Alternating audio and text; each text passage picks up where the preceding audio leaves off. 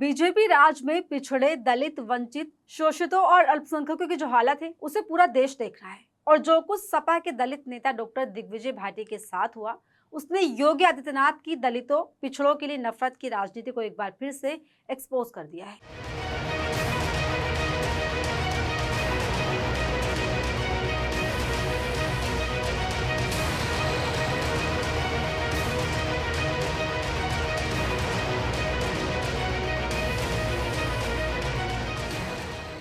नमस्कार, मैं हूं आपके साथ मुबश्शरा परवीन और आप देख रहे हैं आर्टिकल 19 इंडिया। उत्तर प्रदेश की राजनीति का केंद्र एक बार फिर दलितों की स्थिति पर आकर टिक गया है। या कहे कि योगी आदित्यनाथ के राज में उत्तर प्रदेश में उतरे रामराज्य की एक और नई कहानी लिखी गई है, जिसके विलेन है योगी आदित्यनाथ के दुलारे थप्पड़बाज आईपीएस अधिकारी, मेरठ के एसएसपी अविनाश पांडे उर्फ सड़क गुंडे। दोस्तों, यह हकीकत है कि उत्तर प्रदेश पुलिस पर जितने संगीन आरोप अब तक लगते आए हैं, वो शायद ही किसी और राज्य की पुलिस पर लगे होंगे। हम कल लगभग 11:30 बजे कप्तान साहब से मिले। तो कप्तान साहब से जैसे ही मिले तो मोहित किनानगर से बोला कि एसएसपी साहब बोले कि भाई बताइए दिग्विजय भाटी कौन सा है। बोले ये।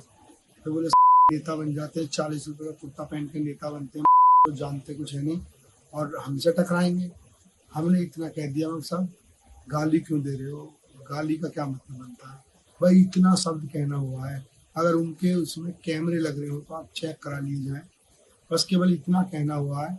इतने कहने के बाद ही बगल में उनका ऑफिस बना हुआ है, सोफे डले हुए हैं, उसमें खींच कर ले गए और खींच के ले जाके इतनी मार लगाई। इन तस्वीरों को देखकर लग रहा है कि उत्तर प्रदेश पुलिसिया स्टेट बन चुकी है। पुलिस ही कानून की धज्जियां उड़ा रही है। मेरठ के एसएसपी अविनाश पांडे पर ये गंभीर आरोप लगे हैं कि उन्होंने किसान और सपा नेता दिग्विजय भाटी और मोहित जाटव के साथ पुलिस हिरासत में कथित तौर पर बर्बरता की। एसएसपी कार्यालय और एसओजी दफ्तर में बुलाकर जूतों, लात, घूसों और लाठियों से बेरहमी से पिटाई की गई दोनों नेताओं की। और ये कोई पहली बार नहीं है जब योगी आदित्यनाथ के दुलारे और उसके कारनामे अखबारों में छपे हों। आपको याद ही होगा, इससे पहले मेरठ में ललिता गौतम हत्याकांड में प्रदर्शनकारियों को धमकाने और हिरासत में लिए गए एक आदमी को सरेरा थप्पड़ बरसाने के चलते साहब सुर्खियों में आए थे। लेकिन इनका कोई बिगाड़ नहीं सकता कुछ भी। जिन्हें ट्रेनिंग ऊपर से मिल रही है उनका क्या ही कोई बिगाड़ सकता है। खैर, पूरा मामला इस तरह है कि हाल ही में मेरठ के दलित छात्रा हत्याकांड प्रदर्शन में आरोपी बनाए गए दोनों नेताओं डॉक्टर दिग्विजय भाटी और मोहित जाटव को जमानत मिलने के बाद बात करने के लिए एसएसपी कार्यालय बुलाया गया था। इस पर नेताओं ने दावा किया है कि उन्हें वहां बुलाकर गालियां दी गई। गाली का विरोध करने पर बुरी तरह से उनको मारा पीटा गया। इतना पीटा जिसका कोई ठिकाना नहीं। कौनियों से देखो पीछे, कौनियों से पीटा, कमर में फटों से तो खैर जहाँ पीटा पता नहीं, और इतनी गालियां दी जिसका कोई ठिकाना नहीं। मेरे साथियों, उसके बाद हमारे मुंह पे ढाटा बांध के मुझे और मोहित किनानगर को वो पता ना कौन से कार्यालय ले गया, हमें तो बाद में पता है एसओजी का कार्यालय है। वहाँ ले जाकर और बंद रूम में इंस्पेक्टर था, उसमें अखिलेश पांडे, अखिलेश कुछ ऐसी करके नाम है उसका, सिविल लाइन का इंस्पेक्टर, उसने और उसके साथ 4-5 लोगों ने इतनी पिटाई करी। ये देखो हाथ आप देख रहे हैं साथी। इसे देखकर ये कह सकते हैं कि उत्तर प्रदेश का न्याय सिस्टम बेलगाम और बेरहम हो चुका है, जहां पुलिस अधिकारियों को ट्रेनिंग दी जा रही है कि न्याय व्यवस्था को तोड़ना कैसे है, रक्षक से भक्षक बन जाने की और किस तरह से ये तस्वीरें दिखा रही है। और सोने पर सुहागा देखिए कि इतने खुले दावों पर भी मेरठ पुलिस ने सभी आरोपों को खारिज करते हुए निराधार बताया है। कहा कि दोनों हिस्ट्री शीटर हैं, उनको खुद से स्कूटी से गिरने की वजह से चोटें आई हैं। जबकि एडीजी भानु भास्कर ने मीडिया में जो बयान दिया वो मेरठ पुलिस पर ही सवाल खड़े कर रहा है, बिल्कुल अलग है। तारीख को एसएसपी मेरठ के कार्यालय में किसी बात पे वाद विवाद हुआ। वाद विवाद होने के बाद से उसमें दोनों लोगों के बीच में कोई सी बात की थोड़ी सी बात खराब हो गई। उसके बाद से हिंसा का प्रयोग हुआ। तो इससे अंदाजा लगाया ही जा सकता है कि यूपी में दलितों को लेकर असल में हालात क्या हैं। और क्योंकि यूपी तो दलित हिंसा में भी नंबर 1 पर है, खुद एनसीआरबी के आंकड़े बताते हैं कि योगी राज में दलितों पर कितना अत्याचार किया जा रहा है, तो पुलिस की लीपापोती तो होगी ही। खैर, अगर मेरठ पुलिस की बात सच मान भी ली जाए तो हमारा एक सीधा सिंपल सा सवाल है साहब आपसे कि अगर चोट स्कूटी से गिरने की वजह से आई है तो फिर क्यों एसएसपी अविनाश पांडे को मेरठ से लखनऊ भेज दिया गया? क्यों देर रात मेरठ से हटाकर पुलिस हेडक्वार्टर से अटैच कर दिया गया?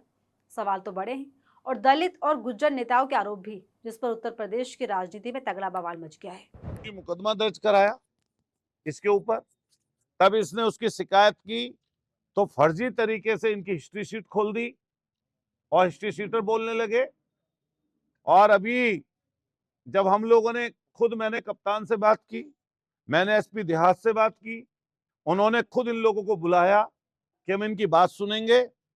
तो 19 तारीख के दिन इस वैसी सरकार और वैसी सरकार के बल पर जो यहाँ का कप्तान का बदला है, उसने जो वैसी पने की, सनकी पने की जो पहले हदें पार की थी, उन हदों से ऊपर जाकर 19 तारीख के दिन उस वैसी व्यक्ति ने, जिसके ऊपर सरकार को तत्काल मुकदमा दर्ज करना चाहिए। इस मामले के बाद एक तरफ जहां सपा नेताओं ने योगी सरकार को निशाने पर लेना शुरू कर दिया है, तो वहीं दूसरी तरफ यूपी पुलिस भी सवालों के घेरे में आ गई है। सपा विधायक अतुल प्रधान के आवास पर प्रेस कॉन्फ्रेंस कर दोनों नेताओं ने उत्तर प्रदेश की पुलिस पर कई सवाल निशान उठाए, कई गंभीर आरोप भी लगाए और अपनी पूरी कहानी सुनाई कि कैसे उन्हें फर्जी केस में फंसाकर मारपीट की गई और बदला लिया गया। दरअसल ये कहानी उस कहानी से जुड़ी है जिसमें अविनाश पांडे ने खुद को सिंघम समझते हुए मेरठ की सड़कों पर उतरकर लोगों को कीड़े मकोड़े मानते हुए थप्पड़ बरसाए थे। और क्योंकि वो लोग मेरठ की एक दलित छात्रा की हत्या हो जाने पर परिवार को न्याय दिलाने के लिए यूपी की निकम्मी पुलिस के खिलाफ प्रदर्शन कर रहे थे, जो कि योगी आदित्यनाथ और उसकी कठपुतली पुलिस को नागवार गुजरा था। तभी तो उस वक्त भी बवाल मच गया था और उस प्रदर्शन के दौरान आरोपी बनाए गए मोहित जाटव और सपा नेता दिग्विजय भाटी को निशाना बनाया गया। और क्योंकि दलितों की क्या वैल्यू है बीजेपी के लिए, उसे बताने के लिए हाथरस का कांड ही काफी है। बाकी इस पूरे मामले पर जिस तरीके से योगी आदित्यनाथ की पुलिस की छीछालेदर हुई, उससे तय हो गया कि उत्तर प्रदेश में रामराज्य की स्थिति कितनी उत्तम है। मामले पर योगी सरकार को निशाने पर लेते हुए सपा मुखिया अखिलेश यादव ने कहा, भाजपा ने किसान के मुंह पर लात मरवाकर पूरे देश के किसानों को धमकाने का जो कुकृत्य किया है, वो माफी लायक नहीं है। इससे पता चलता है कि हार के डर से वो कितनी बौखलाई है। उधर देर रात सपा के प्रदेश अध्यक्ष श्यामलाल पाल भी अपने प्रतिनिधिमंडल के साथ सपा नेता दिग्विजय भाटी और मोहित जाटव से मिलने मेरठ पहुंच गए। इसी के साथ इस मामले पर योगी सरकार पर तीखा हमला बोलते हुए नगीना सांसद चंद्रशेखर आजाद ने कहा, पुलिस हिरासत में हुई बर्बरता कानून व्यवस्था और पुलिस की जवाबदेही पर गंभीर सवाल करने वाली है। ये पुलिसिंग नहीं, वर्दी की ताकत का खुला दुरुपयोग और हिरासत में यातना है। इसके अलावा यूपी के मेरठ में छात्रा ललित गौतम की हत्या के मामले में न्याय की मांग को लेकर कलेक्ट्रेट पहुंचे प्रदर्शनकारियों और अधिवक्ताओं पर कथित पुलिस कार्रवाई अब न्यायालय की निगरानी में पहुंच गई है। मेरठ के एसएसपी अविनाश पांडे समेत करीब 250 पुलिसकर्मियों के खिलाफ दाखिल परिवारवाद को गंभीरता से लेते हुए न्यायालय ने मामले की जांच डीआईजी स्तर से कराने के आदेश दिए हैं। मामला 8 जुलाई का है, जब ललिता गौतम की हत्या के बाद न्याय की मांग को लेकर बड़ी संख्या में लोग कलेक्ट्रेट पहुंचे थे। प्रदर्शनकारियों का कहना था कि वो अधिकारियों को ज्ञापन देने और जिलाधिकारी से मुलाकात के लिए इकट्ठा हुए हैं, लेकिन एसएसपी भारी पुलिस बल के साथ वहां पर पहुंचे। इस दौरान पुलिस ने प्रदर्शन में शामिल महिलाओं और पुरुष के साथ अभद्रता की, गाली गलौज करते हुए मारपीट की। हालांकि जांच, दावे और आरोप तो बिल्कुल बेकार ही हैं, क्योंकि इन पुलिस अधिकारियों का कनेक्शन सीधे ऊपर से है। वो मामला तो आपको याद ही होगा, जब संभल हिंसा मामले में तत्कालीन सीओ अनुज चौधरी और अन्य पुलिसकर्मियों के खिलाफ एफआईआर दर्ज करने के आदेश दिए गए थे, जिसका खुला विरोध करते हुए पुलिस प्रशासन ने कोर्ट के इस आदेश को चुनौती देते हुए आंतरिक जांच और कानूनी कदम उठाने की बात कही थी। तो कुल मिलाकर यही यूपी का रामराज्य है, जहां योगी आदित्यनाथ के फरमान पर ही बड़े बड़े कांड हो जाते हैं, उसको अंजाम दिया जाता है। तो इस वीडियो में इतना ही। अगर वीडियो आपको पसंद आया हो तो इसे लाइक, शेयर और चैनल को सब्सक्राइब जरूर कर ले और हमारी स्वतंत्र पत्रकारिता को सहयोग करें। ताकि तमाम खबरों के लिए बने रहिए हमारे साथ आर्टिकल 19 इंडिया पर। नमस्कार।